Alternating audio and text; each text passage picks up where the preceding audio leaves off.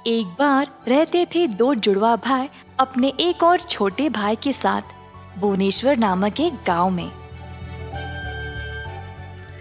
बचपन में ही उनके माँ बाप चल बसे थे और तब से वे अपनी दादी के पास रहते थे। दादी बहुत मेहनत करती थी और अपनी कमाई से तीनों लड़कों को स्कूल भेजती थी। दादी तीनों का बहुत ज्यादा ख्याल रखती थी, पर वे बहुत ही आलसी बन गए और अपने आप कुछ नहीं करते थे सिवाय सबसे छोटा प्रेम के,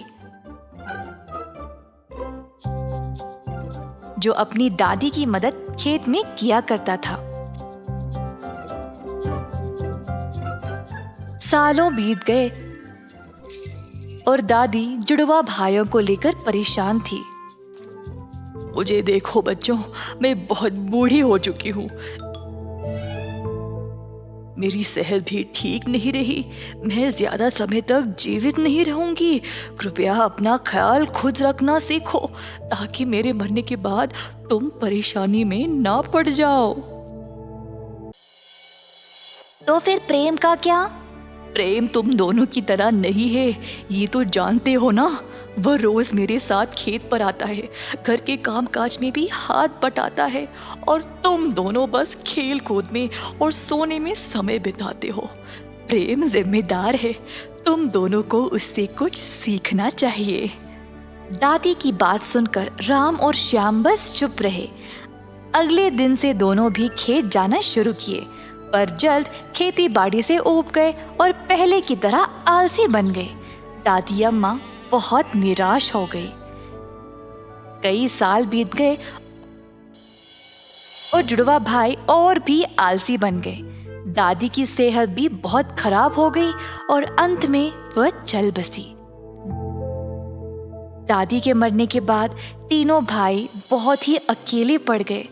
प्रेम बहुत परेशान हो गया और घर छोड़ने का फैसला किया। वह अपना सामान बांध रहा था जब राम और श्याम उसके पास आए। हे प्रेम, कहीं यात्रा पर जा रहे हो क्या? नहीं, मैं घर छोड़ रहा हूँ। पर क्यों और कहाँ जाओगे? मैं थक गया हूँ तुम दोनों को पालते पालते। तुम दोनों मुझसे इतने बड़े हो और तुम लोगों को खुद जिम्मेदार बनना पड़ेगा। अपने भविष्य की कोई फिक्र नहीं है क्या? खुद का घर नहीं बसाओगे कभी?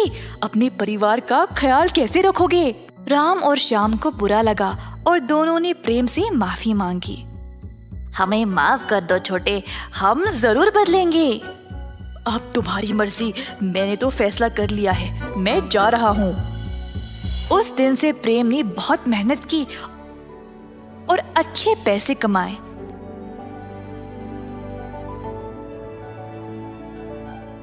जल्द उसने खुद का मकान भी खरीद लिया। अब जुड़वा भाई अपने जीवन के बारे में सोचने लगे। भैया, अब दादी भी नहीं रही और प्रेम भी, हम क्या करें? हमारा ख्याल कौन रखेगा? हे श्याम, तुम्हें याद है प्रेम ने हमको एक बार बोला था गन्ने की खेत में काम करने के लिए? हाँ, तो हमें वही करना चाहिए, फिर हम भी प्रेम की तरह अमीर बन सकते हैं। अगली सुबह दोनों भाई गए गन्ने के खेत में और काम करना शुरू किया।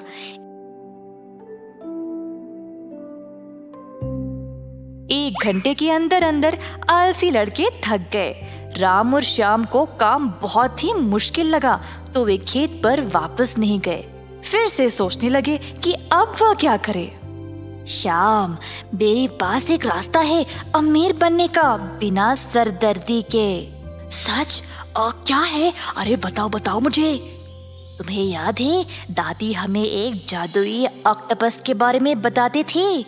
हाँ, जिसके सर पे हीरे हैं, वही ना? हाँ, हम उसके हीरे लेकर बेचकर अमीर बन जाएंगे। पर तुम्हें लगता है कि ये ऑक्टोपस असली है? और क्या, सबको इसके बारे में पता है। अच्छा, पर हम समुद्र में कैसे जाएंगे? भंवर से। भंवर? हाँ, हम समुद्र के नीचे भंवर से पहुंच सकते हैं। दादी ने बोला कि ये भंवर हर 10 साल होता है। पिछली बार से अब तक तो 9 साल हो चुके हैं। शायद इस साल के अंत तक ये भंवर फिर से आएगा। वाह, ये तो कमाल की योजना है। चलो हम तैयारी करते हैं। दोनों भाई ये योजना बनाने लगे कि वे ऑक्टोपस के सर से हीरे कैसे निकालेंगे। कुछ महीनों बाद समुद्र में भंवर शुरू हो गया। जरूरी उपकरण लिए दोनों भंवर में कूद पड़े। जल्द वे समुद्र के नीचे पहुंच गए। दोनों तैरने लगे ऑक्टोपस को ढूंढते हुए। जल्द एक गुफा के पास आ पहुंचे। गुफा में थोड़ी देर बाद अचानक से राम को ऑक्टोपस दिखाई दिया। योजना के अनुसार राम ऑक्टोपस के सामने आ गया और नाचने लगा उसको विचलित करने के लिए। और इसी दौरान श्याम ऑक्टोपस के ऊपर चढ़ गया हीरे निकालने के लिए। परंतु ऑक्टोपस को बहुत गुस्सा आया राम का बेहुदा नाच देखकर। एक हाथ से उसने राम को पकड़ा, दूसरे से श्याम को। समुंदर के ऊपर आकर दोनों को जोर से फेंक दिया। दोनों भाई उड़ते उड़ते समुंदर तट पर जा गिरे। जुड़वा भाइयों को खतरनाक चोट लग गई और वे खड़े भी नहीं हो पा रहे थे। संयोग से प्रेम उसी रास्ते से गुजर रहा था और अपने दोनों भाइयों को रेत पर पड़े हुए देखा। परेशान होकर उनके पास दौड़ता गया और पूछा कि हुआ क्या।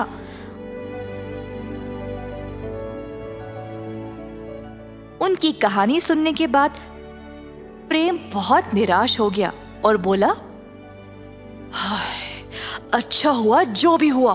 अब तो तुम दोनों को सबक मिल गया होगा। अमीर बनना है तो मेहनत तो करनी पड़ेगी। ऐसे रास्ते चुनोगे तो बुरी तरह से फंसोगे। इस घटना के बाद दोनों भाइयों को एहसास हुआ कि मेहनत से ही वह कुछ भी पा सकते हैं। अंत में दोनों गए वापस गन्ने के खेत में काम करने के लिए और अपनी रोजी रोटी कमाने के लिए। आलस्य एक बुराई है जो विनाश का कारण बन सकती है।